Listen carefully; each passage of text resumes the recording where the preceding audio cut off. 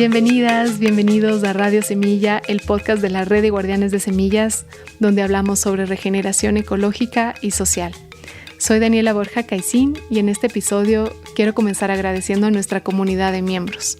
En estas semanas ha sido impresionante su apoyo, estamos muy contentos de tenerles, nos sentimos muy abrazados, sobre todo porque en los aciertos y en los errores han sido una comunidad que nos dice transparentemente sus opiniones y que está dispuesta a poner el hombro, a quedarse para observar, para aportar, para construir, a pesar de que haya desacuerdos o que haya conflictos o que a ratos no se entienda muchos procesos. Así que solo les quiero agradecer porque han demostrado ser una comunidad de amigos y de amigas que a pesar que no nos vemos tanto físicamente, sabemos que están ahí y que están poniendo el hombro para que la regeneración ocurra.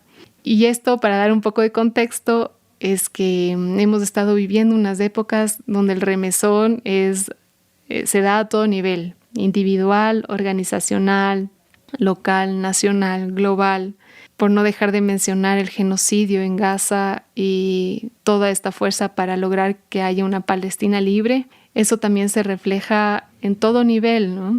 También en el nivel individual, porque es un reflejo lo micro de lo macro, ¿no? Todo lo que hay en lo mínimo hay en lo máximo. Estamos transitando a nivel organizacional un cambio de paradigma donde ojalá pasemos de la dominación a la colaboración, donde pasemos de la priorización del capital a la priorización del bienestar de todos y todas. Y esos conflictos se dan a todo nivel. Así que no encontramos mejor manera que estar más comunicados, más unidos, ver un objetivo en común y apuntar todos hacia eso. Así que la comunidad de miembros ha sido una pieza clave para nosotros para poder sentirnos acompañados en este camino.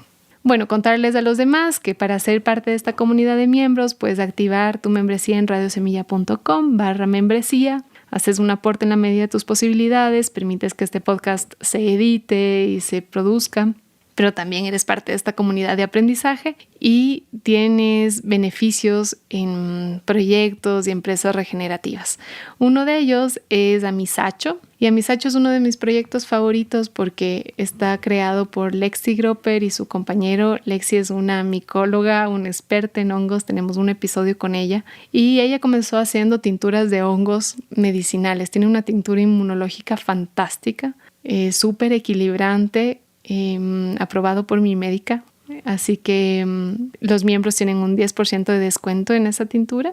Pueden activarlo en la página web o hablar directamente con Lexi para aplicar ese descuento. Y me parece que su historia es mágica porque al principio ella comenzó a producir estas tinturas con los hongos que ella producía en casa, pero vio que las comunidades que protegían el bosque en la Amazonía, sobre todo en esta zona donde ellos viven, que es Lago Agrio, que es la zona norte del Ecuador, que colinda con Colombia, que ha tenido muchísimos conflictos a nivel social, porque era una zona de extracción petrolera y ahora, al ser frontera, las condiciones sociales han sido agravadas por el narcotráfico. Y ella decidió que en vez de producir los hongos medicinales de ella misma, podía pagar a las comunidades que protegen el bosque amazónico para que ellos puedan recolectar hongos nativos silvestres y así poderlos procesar para hacer las tinturas medicinales.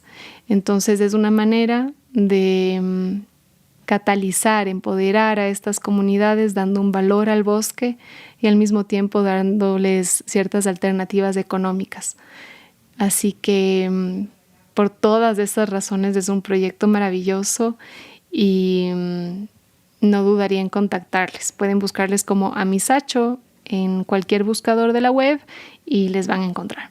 Y bueno, finalmente la historia de este episodio es muy linda también porque Miriam es una fan que nos encontró hace algunos años y nos propuso retransmitir los episodios de Radio Semilla en su radio comunitaria en Potrerillos, Argentina.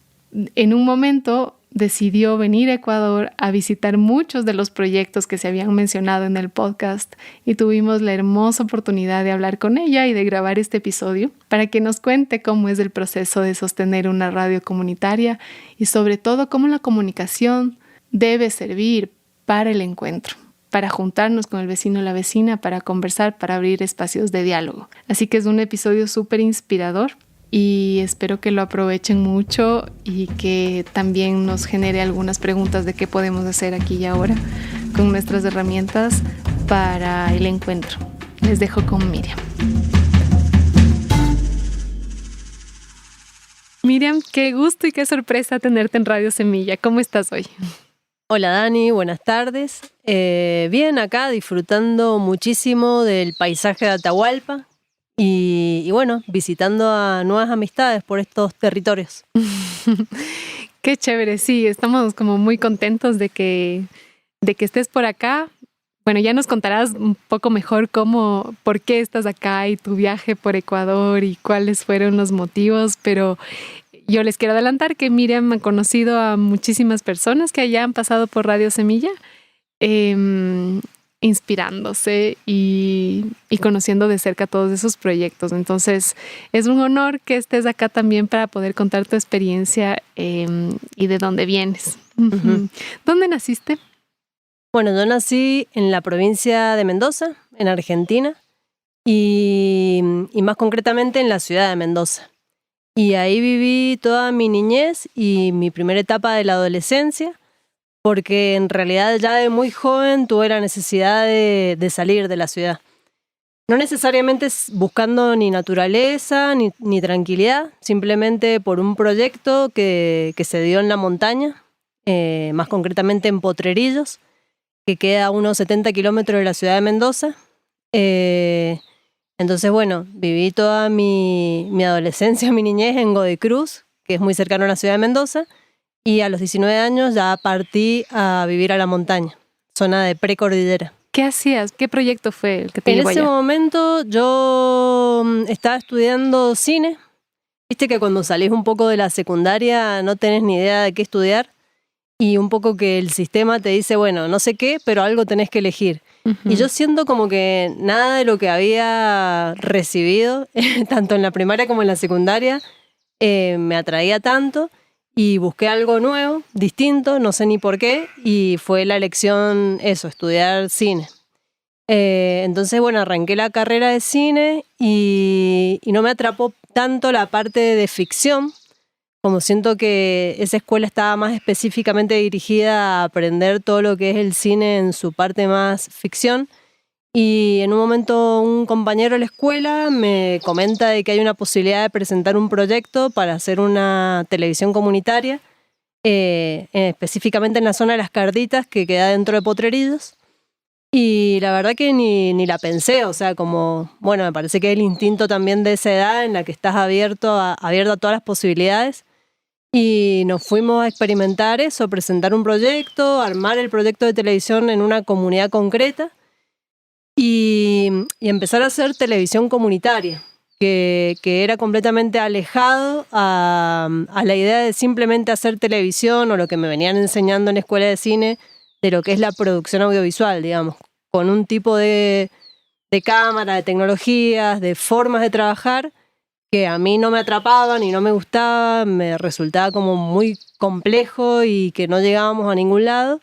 Y bueno, esta fue como otra búsqueda, otro camino, y me pareció súper interesante unir la herramienta audiovisual no como lo más importante, sino como aplicada en servicio a una comunidad, en este caso la comunidad de Potrerillos. Yo quisiera saber un poco cómo es el concepto de comunidad en Argentina, porque finalmente en Ecuador, cuando hablamos de comunidad, generalmente es una comunidad que tiene raíces indígenas o que tiene raíces étnicas como afros o de pronto indígenas amazónicas o indígenas de la sierra. Pero entiendo que en Argentina casi ya no existen las comunidades indígenas. ¿A qué se refieren cuando dices comunidad? Uh-huh. Sí existen, pero bueno, cada vez más eliminadas, más invisibilizadas. Y yo creo que hay muchos términos de comunidad. En este caso, cuando nos referimos a una comunidad, estamos hablando de un sector de personas que habitan un territorio y que comparten una misma cultura, una misma identidad, las mismas luchas, formas de vida bastante parecidas. Y en este caso, bueno, cómo esos seres que habitan ese territorio se organizan ante todas las situaciones que se dan en ese lugar específicamente. Ujú. Este lugar, como te decía, está como a unos 80 kilómetros de la ciudad de Mendoza y también está muy cerca de la frontera con Chile, entonces tiene características muy particulares y bueno, y a la vez es un sector bastante abandonado por el Estado y con inclemencias increíbles. O sea, el tema de lo climatológico arrasa mucho con la comunidad, entonces hace que las personas tengan que organizarse mucho en cosas cotidianas, en el día a día, para obtener sus cosas básicas, que los servicios básicos, el agua, la luz, las calles, las casas, bueno, cualquier derecho básico hay que pelearla mucho. Y bueno, son lugares que son complejos en ese aspecto, digamos. Qué interesante, porque ahora lo que saco de conclusión es que una comunidad es la que se organiza, porque finalmente tienes poblaciones, pueblos, ciudades, pero comienza a ser comunidad el momento que te pones a resolver problemas en conjunto, ¿no? Uh-huh. Sí, que te une una identidad concreta, ¿viste? Uh-huh. Y empezar a trabajar con esas personas y conocerlas e identificarte, me parece que eso va transformando ese sector de la comunidad. Uh-huh. Y cuando nosotros llegamos a ese lugar, habían como bastantes problemáticas muy marcadas. Una de ellas fue una relocalización de todo un sector de barrio, de gente que vivía alrededor de un río y que tenía formas de vida rurales. Bueno, la idea que fue que ahí se construyó un dique uh-huh. para abastecer de agua a todo el Gran Mendoza. Y toda esa gente fue relocalizada, pero a un sector en que no le dieron muchas posibilidades de elegir. Entonces, bueno, lo transformaron esa vida rural en un barrio específicamente como urbanizado, uh-huh. con formas de vida totalmente atípicas a ellos. Entonces, bueno, fue un momento como muy caótico en Potrerillos y fuimos como siendo muy clave a la hora de que existiera un medio de comunicación que representara a la comunidad en ese momento. Y realmente nos dimos cuenta porque no es que teníamos la experiencia de entender cómo es un medio comunitario en una comunidad, sino que lo fuimos construyendo junto con la comunidad. Entonces, esa idea de que, está bien, nosotros llegábamos con la idea, pero la comunidad tenía que recibirla, tomarla y hacerse parte de eso, digamos, como protagonistas. Entonces empezamos haciendo talleres en las escuelas para que niños y niñas empezaran a tomar la herramienta, a entender, bueno, qué es una cámara, qué es un grabador, cómo se construye un programa. Así que bueno, hacíamos programas con toda la comunidad en sus diversidades de edades. Y la verdad que en un momento, por ser una comunidad de montaña, que se entiende que es más cerrada, conservadora o difícil de llegar, la verdad que nos resultó bastante abierta en ese aspecto. Y eso nos demostró que las personas sí querían ser protagonistas de sus vidas, digamos, que sí querían contar lo que hacían, que sí querían contar cómo vivían, que sí querían mostrar los juegos a los que jugaban. Uh-huh. Y bueno, todo eso fueron como años de experimentación, de trabajar con distintas personas de la comunidad y que empezaran ellos como a hacer los programas y en un horario determinado, porque no era una televisión que se pasaba de lunes a viernes, sino que era una programación que podíamos armar tipo enlatada y proyectar los fines de semana. A través, en un canal específico. En un canal específico por señal satelital. Y bueno, y cuando se veían y nos hacían las devoluciones de lo que esos programas generaban, fue como, fue increíble realmente, como no habían muchas experiencias de eso todavía en Mendoza. Y nosotros en realidad la llevamos adelante en un pueblo de montaña, que por eso tal vez quedó medio invisibilizado, pero fue una experiencia increíble y que fue como un ejemplo ahí a seguir para adelante, ¿viste? A la hora de repensar una televisión comunitaria en una comunidad. Uh-huh. ¿Cuánto tiempo duró este proyecto de televisión comunitaria? Y ese proyecto arrancó en el 2003 hasta el 2008. Ahí tuvo como un corte, como un replanteo de cómo seguimos, de cómo está funcionando. Y después arrancó por otro periodo más, unos 4 años más, pero unido a otras alternativas de comunicación, que fue una radio comunitaria que ya existía también ahí en la comunidad. Cuando llegó la televisión, la radio ya estaba, se llama La Leñera, y una revista que también empezamos a hacer que se llamaba La Cresta. Y la revista también tuvo re buena llegada porque podíamos, o sea, la televisión, por haber montañas, cerros entre medio, se cortaba la señal, no llegábamos a muchos sectores. Entonces con la revista sentíamos que, bueno, que era un bracito más de comunicación para llegar a cada casa, porque ahí sí nos asegurábamos de que caminando a cada casa podíamos hacerle llegar la revista a las personas. Y realmente lo hacíamos, y también tuvo como una recepción de la comunidad increíble, porque nos empezaban a llamar para, che, la semana que viene hacemos un partido en tal lugar, nos gustaría que se cubriera. Y bueno, ellos mismos también se hacían protagonistas de esas partes, digamos, de llamarnos, de sacar fotos, de hacer también notas, como que se dio una mezcla de posibilidades de gente que se hacía parte. Era como más fácil la participación en un medio gráfico que tal vez en la televisión. Como que cada medio tiene ahí su limitación. La radio tiene otras cosas positivas también que están buenísimas, que es mucho más fácil hacer radio, y por eso la radio es otra alternativa también que hoy permanece ahí en la comunidad de Potrerillos. Ah, es la única que permanece. Ahora entiendo. es la única que permanece. Ajá. La televisión se cortó por una cuestión de que nunca repensamos la parte económica, entonces no había forma de mantenerla porque era mucho trabajo, Sí. y no lográbamos que nadie financiara o aportara. Y la verdad que, siendo sincera, nunca nos enfocamos en esa parte, como que siempre era la manija de estar en todas las cosas que pasaban en la comunidad, de hacer saber tal tema o tal otro, pero nunca nos repensamos en la parte económica. Y bueno, no prosperó en ese aspecto. Y también tomamos como de poner la energía en una sola herramienta, que era la radio. Y bueno, hasta ahí hoy la radio ha sido lo que más ha perdurado por esa energía que también se le puso a ese espacio, digamos. Uh-huh.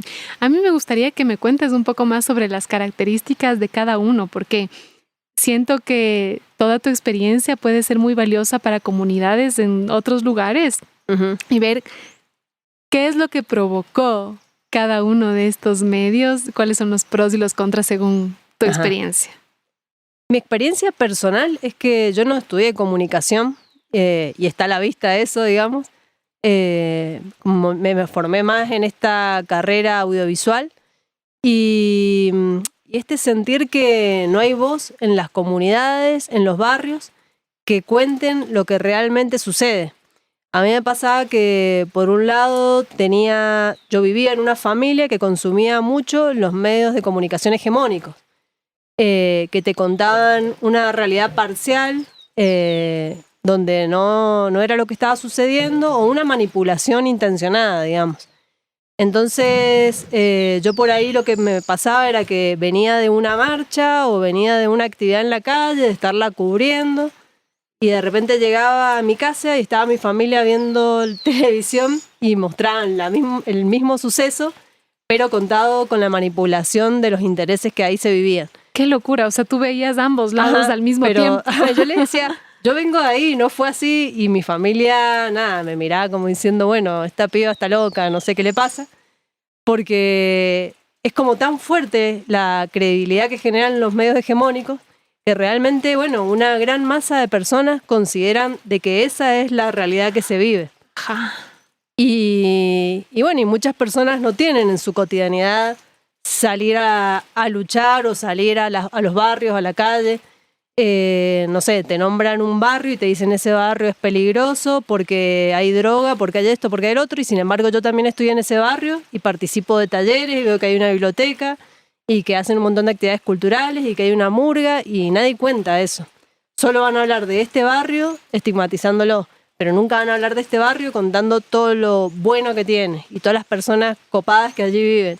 Entonces, cuando yo empecé a vivir eso en mi cotidianidad ya permanente, de estar en la calle, de hacer cosas con la gente, de estar en las marchas, de hacer muchas actividades, y después ver lo que se reproducía en los medios hegemónicos, empecé a entender desde mi experiencia básica a cómo funcionaban los medios de comunicación y la importancia de que existieran estos medios comunitarios en sus comunidades y en todas las comunidades. No tiene que haber una sola visión de las cosas, porque cada lugar tiene su identidad. Entonces no es lo mismo un pueblo en la montaña que un barrio en la ciudad de Mendoza o un barrio en un lugar más alejado de Mendoza.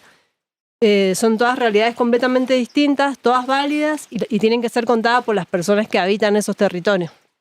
Y ahí fue que también tomamos como consideración de la importancia que era trabajar en red. Entonces desde un principio, ya sea con la televisión, con la revista o con la radio, siempre intentamos como unirnos a redes, y así fue que bueno, se conformaron 2 redes. Nosotros somos parte de una red que es el Colectivo de Medios Comunitarios de Cuyo, que es a nivel provincial y Cuyo, y de otra red que es Farco, que es a nivel nacional, que componen todas las provincias de nuestro país.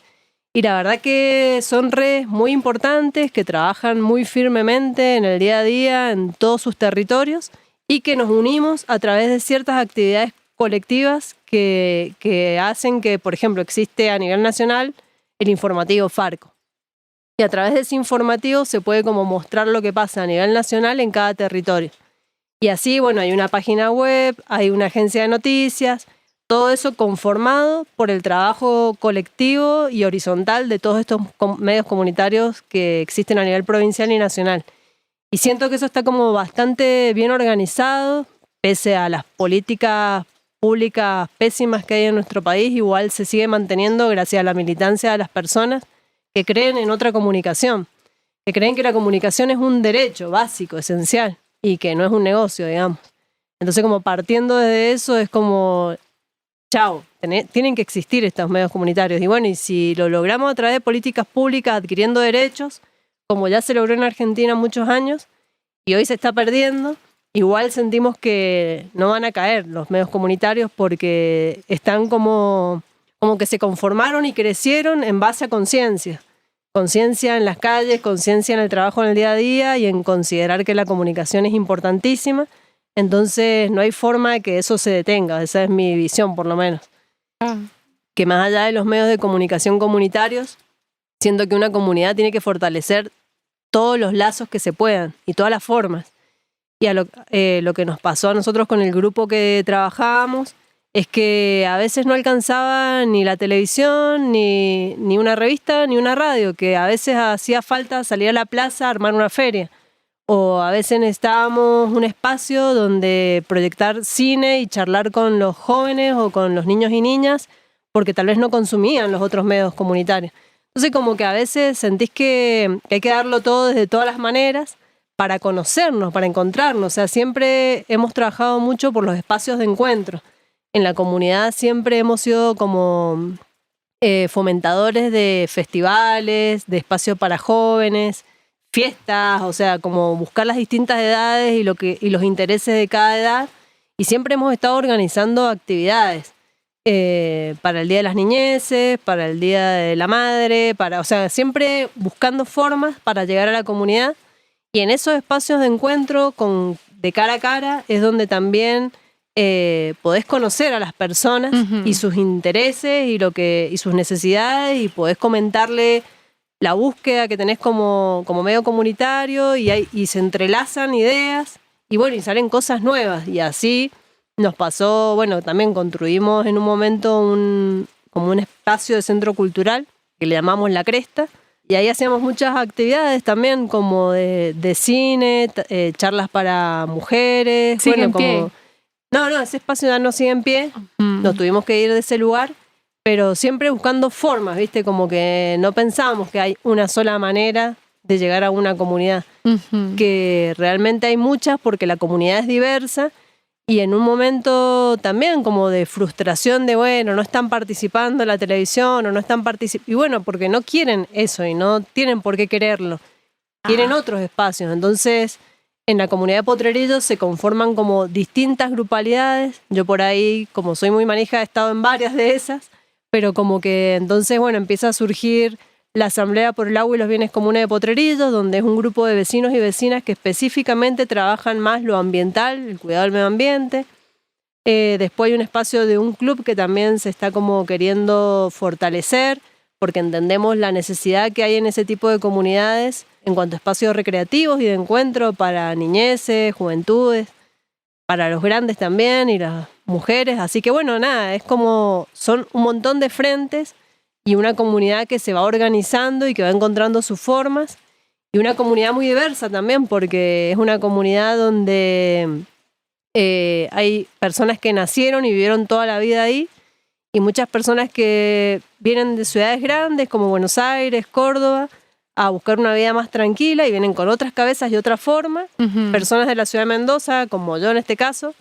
Entonces como que hay una gran diversidad de personas que bueno, que tienen que confluir, y también es un lugar turístico donde se está buscando un poco ordenar esa parte turística, porque se está haciendo como un énfasis en el turismo que arrasa, que no cuida, que solo viene a consumir, fiestas electrónicas, bueno, como un montón de caminos para un turismo que no es el que mucha gente que habita ese lugar quiere, porque también fue elegido un lugar para vivir tranquilamente en comunión con la naturaleza. Entonces, bueno, como que esa es la búsqueda. También este grupo que te digo de la Asamblea por el Agua y los Bienes Comunes está en esa lucha de lograr que Potrerillos ya es declarado a través de una ordenanza como área ambiental municipal protegida, pero bueno, le falta el plan de manejo para que regule eso, digamos. Entonces, hay un montón de ideas, un montón de gente trabajando, y siempre hay poco apoyo desde el Estado, desde el municipio. Es un lugar como muy invisibilizado, que si lo buscas en internet te va a parecer como un gran lugar para que vayas a pasar tus vacaciones. Y después cuando llegas al pueblo te encontrás con otro panorama, que pasan un montón de cosas que son distintas y que están buenísimas, y otras que no, y que son pedidos históricos de la comunidad y que no se resuelven, ¿viste? Y en este caso, bueno, como las personas que visibilizan eso son los medios comunitarios, en este caso, que somos parte de vecinos y vecinas de la misma comunidad. No puede venir alguien ajeno a contarte qué se necesita en ese lugar, sino como, bueno, somos los y las responsables de que eso suceda, digamos. Yo quisiera volver un poquito atrás también para que nos cuentes qué funcionó y qué no de la revista. Porque más o menos de la tele nos contaste que hubo un montón de impacto y no funcionó la parte económica. ¿Y con la revista? ¿Cómo fue? Con la revista lo mismo. Con la revista en realidad sí funcionó la parte comunicativa y de alcance a toda la comunidad y de respuestas. O sea, esa parte de comunicación estuvo re bien. Pero la del sustento económico y la de imprimir la revista era un gasto tremendo. Y siempre tratamos como de abaratar, de comprarnos las impresoras, de hacerlo a mano nosotros, imprimir cada hojita, doblar cada hojita, engancharla. Así todo en el último tiempo ya no era posible ni cobrándola al mínimo que lo cobrábamos, poder sostenerla. Y también estuvo como entrando la era digital en ese instante. Entonces era medio absurdo ver la parte de impresión de algo cuando ya todo era más digital, ¿viste? Costaba mucho sostenerlo. Entonces, bueno, terminamos como desistiendo de ese proyecto por la misma razón, así, por la dificultad de mantenerlo en el tiempo con lo económico. Qué locura. Me da como pena porque siento que es una pérdida, ¿no? Ahora nos estamos dando cuenta, desde mi perspectiva, que se trasladó todo a lo digital, ¿no? Los boletines digitales, las revistas digitales, y me pregunto quién lee de verdad, quién profundiza. No hay nada como tener algo en físico, ¿no? Entonces siento que solamente es un espacio que se perdió. ¿Cómo lo ves tú? Y en lugares como Potrerillos, aparte el alcance a internet no es simple, digamos, no hay buena conexión, no todas las personas tienen internet, entonces también esa parte que hacíamos de imprimir y repartir casa por casa, que era un laburazo, siento que funcionó porque realmente era algo que llegaba. Si hicieras algo de otra manera, no sé a qué tipo de gente llegaría o si llegaría a todas las personas que quisiéramos. Entonces, bueno, como que también van cambiando las formas. Muchas cosas están buenísimas hoy de lo digital y muchas cosas son una pena porque, como vos decís, también se va perdiendo hasta el hábito de leer en el papel, el leer un libro. Hace un tiempito un amigo que está trabajando en la biblioteca de ahí de Potrerillos encuentra toda la colección de las revistas La Cresta, sí. Y él hace muy poquito que llegó a Potrerillos porque es de Buenos Aires y bueno, se re sorprendió de ver la revista, de ver la foto, de ver personas de la comunidad mucho más chiquitas, o sea, como todas esas cosas lindas que tiene por ahí, que vos, no sé, revolvés en una biblioteca y te encontrás una revista impresa con fotos de personas de la comunidad, con textos y cuentos que escribían mujeres o niñeces de la comunidad y nosotros las publicamos. No siento que hayan tantos espacios abiertos y receptivos a difundir cosas que haga la propia comunidad. Entonces, bueno, me parece que ese es el rol y el compromiso que debe asumir un medio comunitario. Que en ese caso, bueno, la revista no funcionó por lo económico, pero siempre hay que buscar otra forma. Siempre hay nuevas formas. Y a eso iba. ¿Cómo funciona la radio ahora? Bueno, la radio ahora funciona, o sea, yo siento que hoy está más fortalecida que nunca, con un grupo fijo de personas y como que la radio logró ordenarse en todas las formalidades que se podría decir de personería jurídica y de un montón de papeleos que se necesitaban, que hizo que la radio pudiera también posicionarse como un medio de comunicación comunitario, pero también desde lo legal, que era algo que nos costaba mucho, porque por estar haciendo radio en el día a día, nadie quería el compromiso de ponerse a hacer los papeles y de cumplir con ciertas cosas. Y hace unos años atrás logramos como ponernos al día, ordenarnos, y eso nos permitió como poder presentarnos en distintos proyectos donde habían muchas posibilidades para los medios comunitarios hace un tiempito atrás. Más concretamente, ante el gobierno de Milei, habían muchas posibilidades y se estaban logrando muchas cosas con los medios comunitarios. Entonces estaba la posibilidad de que vos, dentro de tu propia radio, recibieras pautas publicitarias que son obligatorias para los medios comunitarios. Hay un porcentaje que la ley dice que son obligatorias para los medios comunitarios. Estábamos como empezando a recibir y adquirir ese derecho. Y bueno, lo perdimos hasta hace un tiempito atrás que tenemos este nuevo gobierno que obviamente que no busca financiar medios comunitarios. Entonces, hoy la radio se encuentra, como te decía, sin financiamiento, pero fortalecida desde la militancia y la conciencia de que esa radio existió siempre sin o con financiamiento, que igual vamos a estar ahí, igual vamos a trabajar. Y bueno, y más concretamente, nada, haciendo más fuertes los lazos. Yo creo que cuando suceden estas cosas, surgen muchas más ideas. De hecho, se prendió más gente a la radio en este tiempo, que vos dirías, bueno, pasaría lo contrario. Y un montón de gente también quiso hacer programas, quiso decir lo que pasa, lo que siente, expresar de otra forma, o buscar otros canales para hablar de otras cosas y que no sea todo tan pesado y negativo, ¿viste? Y es como la radio está abierta a todas las posibilidades, y eso es lo bueno, y por eso se prende mucha gente, y por eso, aunque no haya plata, sigue viva, digamos, porque hay muchas maneras colectivas y comunitarias de mantener un medio, y es lo que hoy hace la radio La Leñera, digamos. Y tú sintonizas en la radio La Leñera y ya la puedes escuchar desde todos los lugares del país. ¿Cómo funciona? No, por un lado tenemos la señal de aire, que cuando vos llegás a la comunidad de Potrerillos ponés la 96.7 y es la única radio que hay, entonces le enganchás sí o sí, y por eso es muy fácil que mucha gente que viene de visitas, turismo, gente de fin de semana, todo el mundo la escuche, porque no hay ninguna competencia. Y por otro lado, por streaming, sí la podés escuchar en la página del Colectivo de Medios Comunitarios de Cuyo. Buscás La Leñera, apretás el link y están todas las radios de este colectivo en vivo saliendo por ese canal de internet. Ajá, y cuando es en frecuencia, ¿hay música y eso en la radio o siempre hay entrevistas? Hay música, ¿de qué se trata?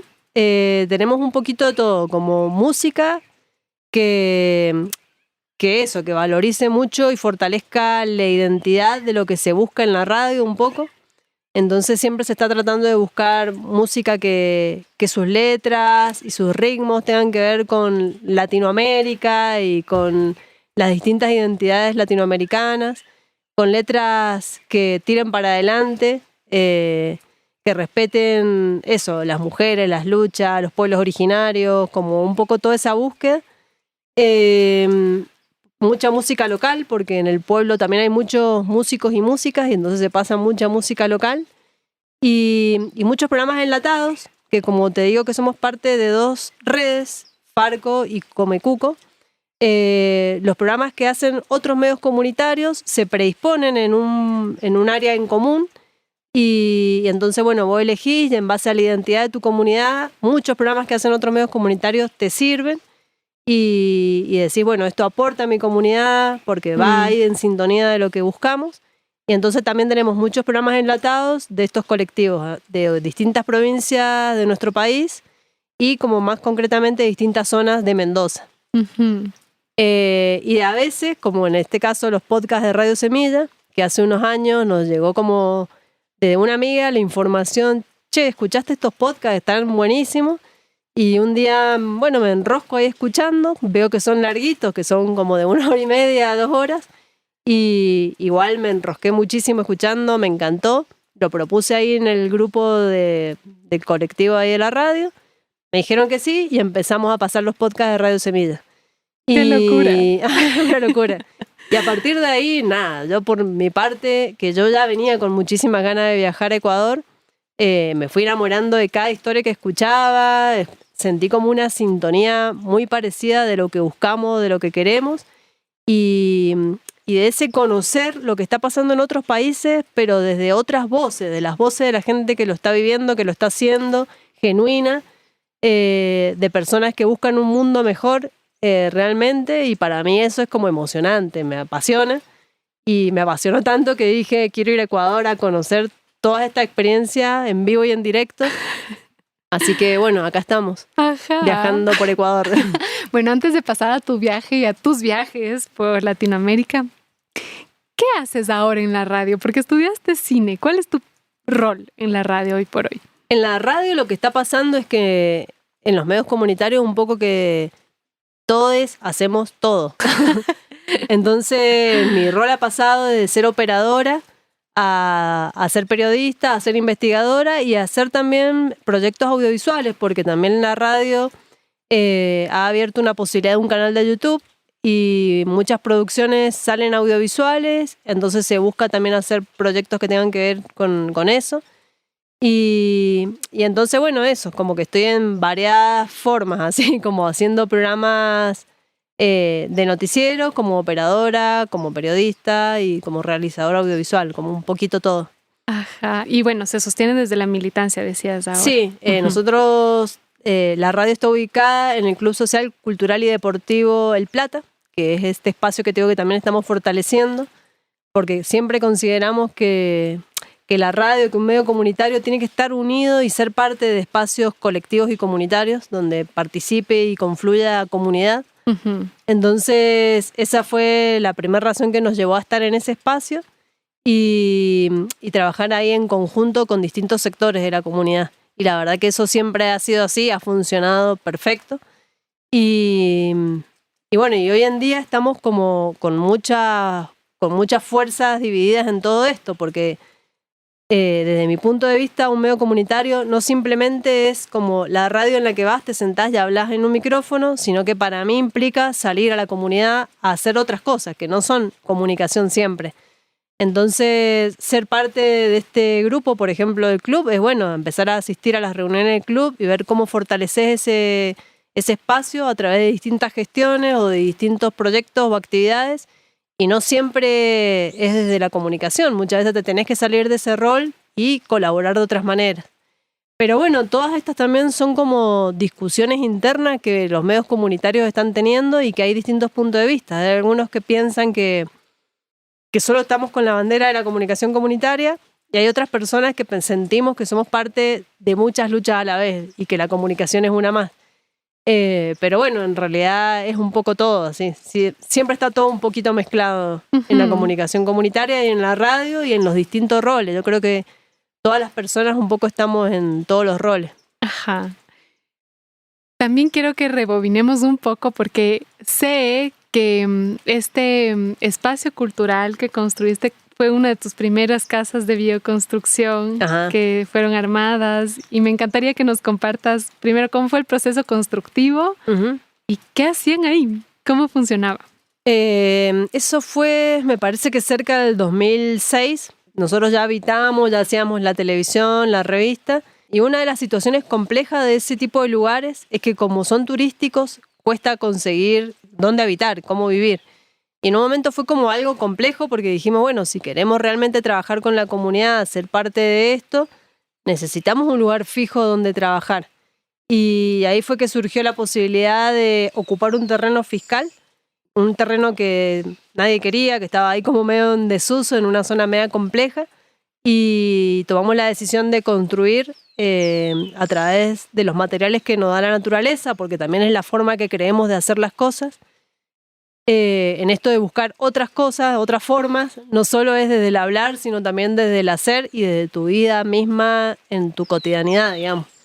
Entonces, como esa necesidad de tener una casa donde habitar, donde vivir, pero también esa casa brindarla y abrirla hacia el resto de las personas que habitaban la comunidad y de hacer muchas cosas. Y bueno, la suerte de nuestro sector es que contamos con todos los materiales para realizar la bioconstrucción, que es un lugar muy apropiado porque hay mucha arcilla, hay mucha arena, en este caso hay mucho coirón, que es el yuyo que utilizamos para hacer esa mezcla.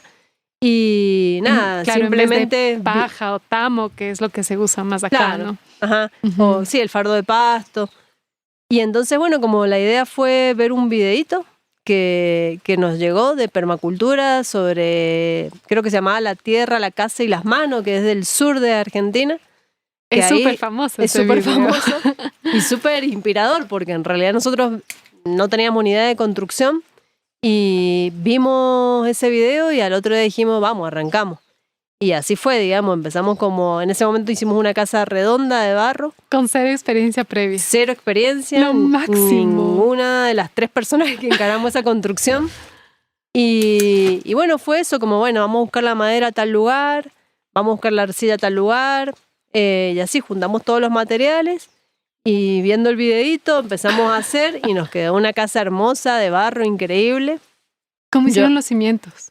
Los cimientos los hicimos con estructura de palo, con troncos y solo cemento en donde poníamos los palos. Ajá. Y después un encadenado todo de madera.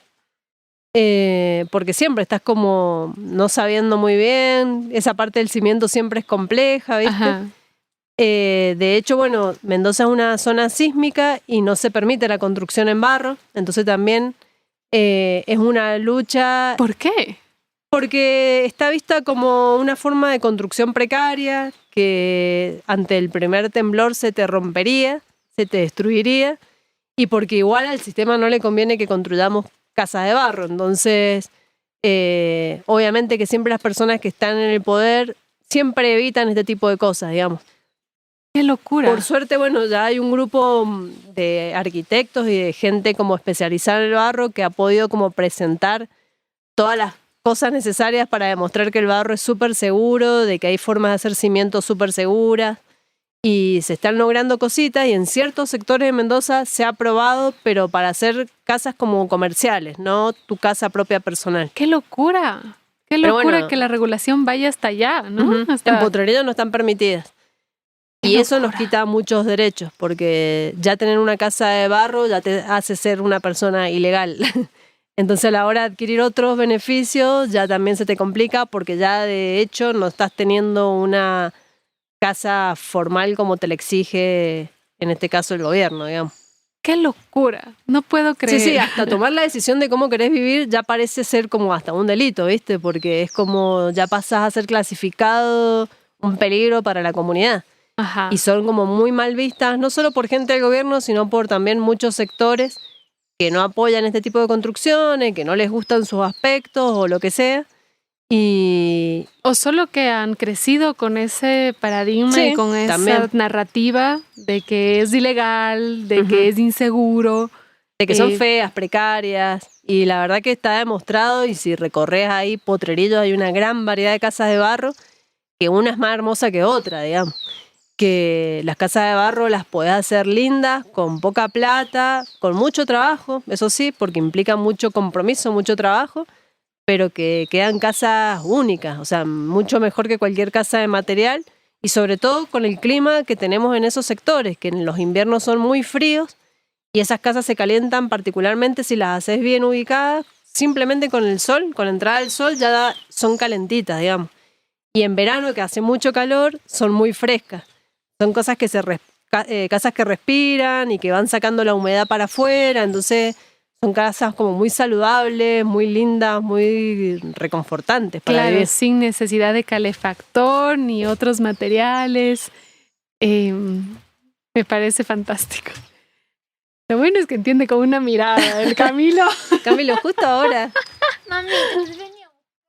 Pues. Pero estamos haciendo esto, ya nos vamos. ¿Es un capítulo? De Radio de Semilla. Radio Semilla. Sí, mami, te vas a salir, vas a ser famosa, vas a pasar por la radio. Ajá, se lo peor de todo. ¿En serio? Camilo, está grabando, dale. Y después de esa experiencia, de esa casa redonda que funcionó como lugar que habitábamos y como centro cultural, nos tuvimos que ir de ese sector.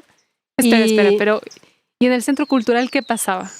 En el centro cultural pasaba esto que te digo, como cine para niños y niñas, para jóvenes. O sea, sentíamos que había que elaborar mucho con ciertas áreas de la comunidad que estaban como bastante invisibilizadas en general y que nadie le prestaba mucha atención.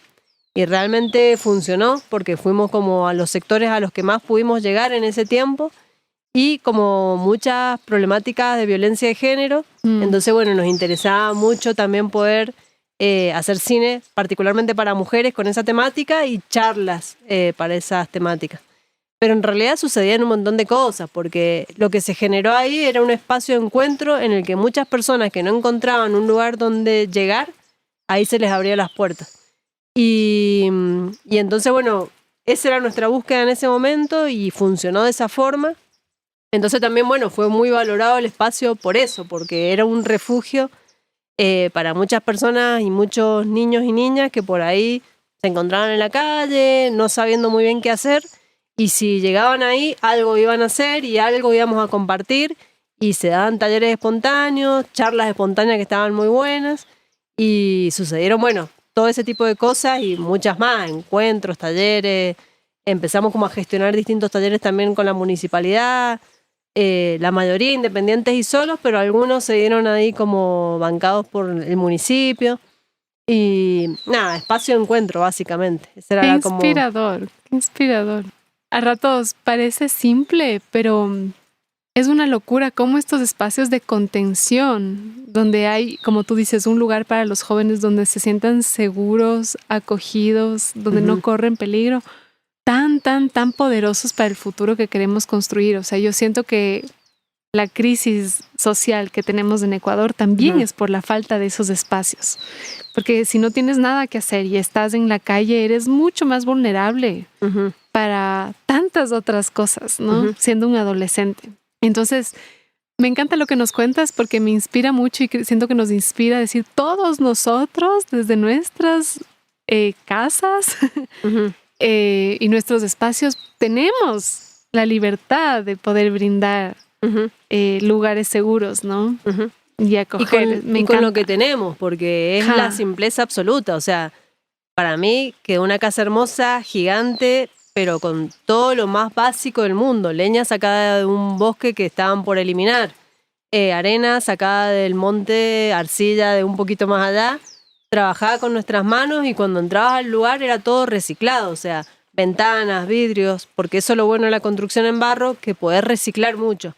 Entonces, muchas cosas que para muchas personas no servían o las tiraban, pasaban a ser la puerta, la ventana, un vidriecito con una forma linda, y todo se va transformando. Y al final un montón de cosas que para otros eran basura, para otras personas eran basura, para nosotros fue una casa hermosa y fue un laburazo, pero la verdad que también, bueno, ahí armamos una huertita, arbolitos, pero bueno, la geografía de la montaña es tan compleja que esa parte de la huerta y de la alimentación fue muy difícil poder mantenerla en el tiempo, digamos. Pero también era una búsqueda, como todas estas búsquedas que tienen que ver con que desde la fortaleza de la comunidad, con lo que tenemos, ya brindamos un montón. O sea, no necesitamos ni lujo, ni plata, ni subsidio, ni fondo, que simplemente con la actitud, las ganas y la buena energía se pueden hacer un montón de cosas. Y yo creo que en ese lapso que duró ese espacio se demostró eso, porque no fueron más que una sumatoria de un montón de buenas voluntades, de personas que teníamos muy poca plata y que teníamos muchas ganas de hacer cosas y funcionó, o sea, realmente como para mí fue mágico ese tiempo también. Qué maravilloso, me encanta, qué inspirador. ¿Cuáles fueron tus otras 2 casas bioconstruidas? Bueno, con el tiempo tuvimos, bueno, esa parte ya no sé si contar, porque surgieron ahí como todo el proceso del Camilo, de bebé, de mi embarazo. Surgió como movernos de ese espacio hacia otros distintos valles, a valles más altos. Y ahí fue como también empezar de nuevo, pero con otras dinámicas, con otras visiones, porque bueno, todo este lapso en una comunidad de trabajo nos va enseñando un montón de cosas. Y sobre todo, cómo trabajar en lo social, que no hay una receta, cómo estrechar lazos, cómo trabajar. Para mí, desde que arrancamos hasta ahora, seguimos experimentando siempre distintas formas, nuevas formas, porque no hay una receta de cómo lograr unión, de cómo lograr identidad, de cómo lograr lo que buscamos. Siempre hay, como te decía, distintas herramientas, distintas formas. Y en esas distintas búsquedas, bueno, surgieron movernos de ese espacio, poner más energía en la radio, ahí tal vez se fortaleció mucho más la energía en la radio. Y también cambiar de sectores, de lugares. En ese momento yo ya cambié a otra área donde se compraron terrenos con un montón de personas conocidas, con búsquedas muy parecidas. Y ahí fue como arrancar de nuevo la construcción de otra casa, que en ese caso no era particularmente mía. Entonces, bueno, fue como habitar y construir esa otra casa. Y ahora en este último tiempo, bueno, la mía particularmente, que también es una casa en la que habito con mi hijo, pero también está abierta a todas las posibilidades que surjan. Por eso siempre he construido casas muy grandes, porque las construyo pensando que sean espacios que se utilicen para muchas cosas. Me parece como muy poco solo utilizarla para habitarla yo misma, y como que siempre están las puertas abiertas a organizar actividades. ¿Qué ocurre ahora en tu casa? Ahora en este momento lo que está ocurriendo es que está abierto a hacer actividades que las personas les sirvan, así como no es un centro cultural visiblemente visto, pero bueno, ahí nos juntamos a ensayar un grupo de candombe, de mujeres de candombe que hay en la montaña, y ha quedado como lugar ahí más de ensayo. Pero también otros vecinos y vecinas cada tanto proponen actividades más chiquititas y surge hacerlas ahí también espontáneamente, porque es un lugar cómodo, tranquilo, con linda energía que se presta para eso, y así va confluyendo, y yo con muchas ideas en la cabeza, porque siempre pienso en qué se puede hacer, qué más se puede hacer, pero bueno, los años también hacen que te repenses mucho, que a veces te metas bastante para adentro. Y a veces esto de dar y estar siempre haciendo, te olvidas cuál es tu esencia también, lamentablemente. Y no porque el dar esté mal, sino porque también nos tenemos que dar a nosotras mismas. Y a veces estás haciendo tanto para afuera que te encontrás como, ¡ay! ¿Yo quién era? ¿Qué quería? ¿Por qué estaba acá? ¿Viste? Como que a veces perdés el rumbo y necesitas meterte para adentro. Entonces en este tiempo yo todavía estoy en proceso de construcción. Mi casa está rehabitable, pero está en proceso de construcción. Entonces para mí hacer barro ha sido terapia también. Es como mientras hago las paredes, mientras revoco, a veces con amigas, a veces sola, siempre está ese reflexionar, ese charlar, y para mí hacer barro es una terapia, así, totalmente. Te metes para adentro, solo estás mirando el barro, conectando con tu cuerpo, con tu mano, con tu fuerza, y eso, y te das cuenta que somos un montón de posibilidades y no solo una. Entonces para mí ha sido como este último tiempo de hacer construcción en mi casa una terapia re necesitada, ¿sí? Necesitada de nuevas cosas, de nuevas posibilidades y de nuevos rumbos, de nuevas experiencias también. Uh-huh. Y hablando de nuevos rumbos, me gustaría que nos cuentes un poco sobre tu viaje. Me contaste que habías pasado por Ecuador antes. Ajá. ¿Cómo fue esa visita previa? También cerca del 2006, me parece, en esto de estar como en el trabajo de los medios comunitarios y tan manija, nos dio muchas ganas de conocer el proceso que se estaba viviendo con los medios comunitarios en Venezuela. Y en ese año se daba que el Foro Social Mundial se hacía en Caracas, y también espontáneamente con estas personas que trabajábamos en la televisión, decidimos, bueno, si nos vamos a Caracas y vemos qué está pasando por allá, para no guiarnos tanto por lo que dicen los medios de comunicación, sino ir a conocerlo personalmente. Y así fue, como no teníamos recursos, como no teníamos formas así tan rápidas de gestionar nada, dijimos, preparemos las mochilas y nos vamos a dedo. Y realmente a nadie le pareció una locura, a todos nos pareció bien. Y fue eso, como unas semanitas de reprogramación del viaje.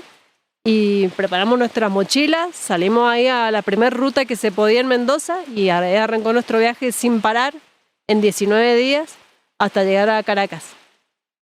No parábamos, nos la pasamos en la ruta. 19 días a dedo.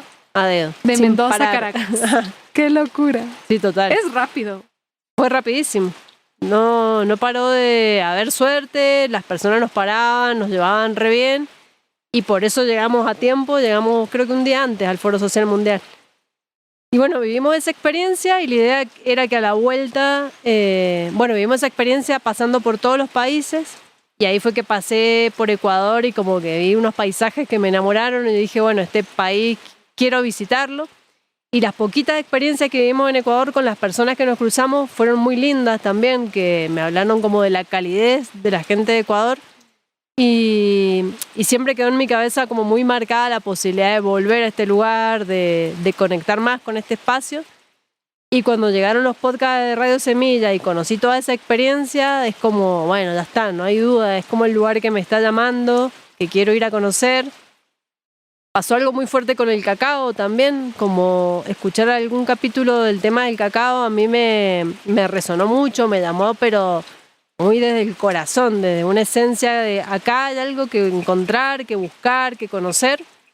Y no sé por qué estaba tan vinculado también con el cacao. Y así surgieron como las experiencias de decir, bueno, nada, me voy con mi hijo, que es la persona que me está acompañando en esta aventura, a recorrer esta experiencia, a conocer todas las geografías que se puedan de Ecuador y conocer las experiencias de fincas agroecológicas, del trabajo con la tierra, de la conservación y todo lo que estoy conociendo, como el trabajo más también llevado a lo social, a lo colectivo, a lo comunitario, que para mí es fundamental. O sea, si no todo lo demás queda muy solo, digamos. Así que bueno, ahora me encuentro viajando por Ecuador, ya llevamos un poquito más de 2 meses. Y ya hemos pasado por un montón de experiencias, hemos conocido un montón de colectivos y nada, la verdad que me quedo como con una sensación de que las personas han sido completamente solidarias, entregadas, que lo dan todo y han llenado como muchas expectativas que yo venía buscando, ¿viste? Que es como esto, la conexión, el respeto por la tierra, mucha gente dándolo todo para que eso suceda. Desde la máxima humildad, desde no tener nada, pero saber de que si no tenemos nuestros bienes comunes, no nos queda nada en la vida, digamos, no nos sirve de nada de lo demás. Entonces, como eso, gente defendiendo la tierra, el agua, la conservación, los bosques, los árboles, todo eso que yo salí a buscar lo encontré y nada, completamente feliz de haber vivido todas esas experiencias. Qué hermoso, me encanta que todavía te queda un tiempito en Ecuador.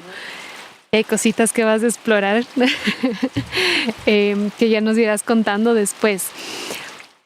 Para ir cerrando, me encantaría que nos puedas compartir cuáles son tus recomendaciones para las personas que quisieran iniciar un proceso de comunicación comunitaria. Ajá.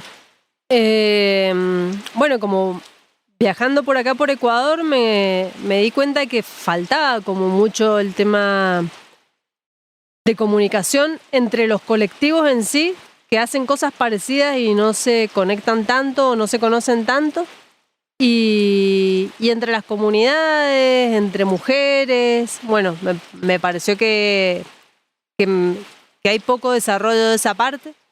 Y entonces como que todo lo que he ido como conociendo, siempre mi sugerencia ha sido más desde el lado de la comunicación, o mi aporte, pero porque está muy en mí. Entonces lo que estoy haciendo mientras viajo es generar redes mientras voy viajando, porque siento que tal persona que me encontré en Manabí me contó algo que después alguien que está en la sierra, que son lugares completamente distintos, yo creo que no se conectan mucho la sierra con sectores como de costa, he logrado que se conecten y que se unan y que se charlen por distintos puntos en comunes que tenían, o proyectos de universidades trabajando en la agroecología y que por ahí no se sabía tampoco, entonces unir esos lazos, bueno, como que al moverme tanto intensamente en tan poco tiempo, he logrado darme cuenta como, mirá, esta persona busca esto y no sabe que existe este colectivo, entonces como entrelazar. Y mínimamente ha sido como mi rol en este tiempo, más allá de conocer y de llevarme toda esta hermosa experiencia, también como entrelazar lazos entre personas mismas de acá de Ecuador.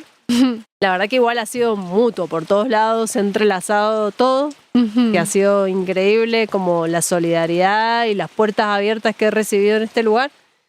Pero yo siento que lo que no tiene que faltar es como la esencia. ¿Por qué un medio comunitario, viste? Como hoy hay tantas redes, tanto trabajo con las redes sociales, que por ahí se confunde, bueno, ya subiéndonos en las páginas o en las redes, ya estamos comunicando. Y la verdad que no, que nos quedamos en algo como muy corto, porque eso no está siendo generador absolutamente de conciencia, de encuentro y de esta charla que necesitamos con el vecino y vecina para que entienda y para que nos entendamos mutuamente. Porque nadie tiene la idea y la posta de cómo debemos conservar un bosque en este caso, o cómo debemos cultivar para que sea más cuidadoso con la tierra.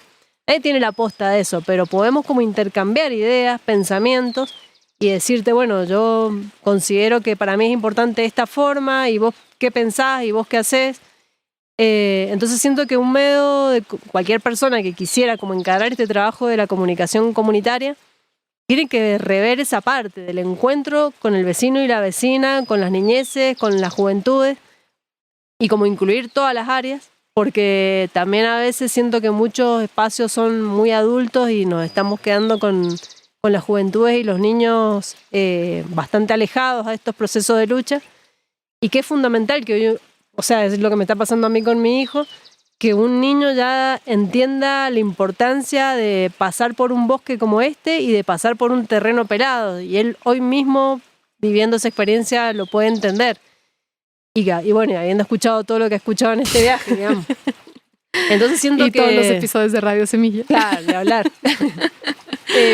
Siento que eso, que no se tiene que perder la esencia del encuentro, de los espacios de debates, de charlas, de conocernos, de intercambiar, de que nadie tiene la posta ni la verdad, somos todos seres iguales viviendo en el planeta Tierra y yo creo que todos queremos una vida digna, todos y todas queremos una vida digna, entonces me parece que teniendo ese punto en común, porque no creo que alguien quiera vivir acá para sufrir, teniendo ese punto en común, bueno, cómo nos entrelazamos y construimos, ¿viste?